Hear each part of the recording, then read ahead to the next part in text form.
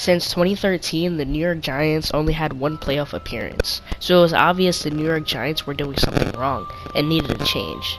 And this single trade just saved the entire franchise.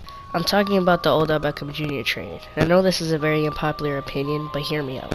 Dave Gettleman and his crew have been cleaning out the locker room ever since they arrived. And it's clear this team is going in a different direction than most think.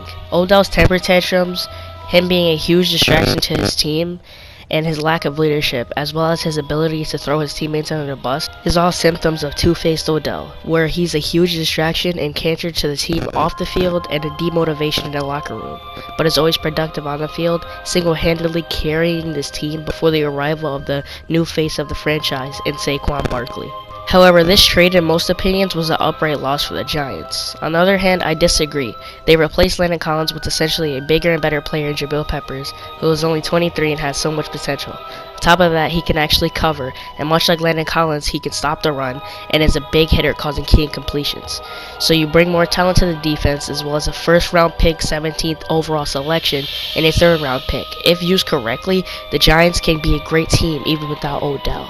And this is where we flash back again to the 2012 season, like I said in my previous video, where you don't need star and diva receivers to get the job done and start winning games. We weren't winning with Odell, might as well trade him and get more players so we can increase our odds of winning football games and going back to the playoffs and eventually even the Super Bowl. Overall, this trade saved the franchise because you acquired picks and a replacement for Landon Collins, even though you need to potentially replace Odell, unless you become a huge run-heavy team, which seems like that's what the Giants' plan is and what they're doing. But for now, you build a more motivational locker room so players can be more hyped up for each game. You also free up loads of cap space, so now up to this point, you'll have $100+ million to spend in free agency for next year. So the Giants can finally go big in free agency, acquiring more stars and talent. And that's how the Giants just saved their franchise with this blockbuster trade.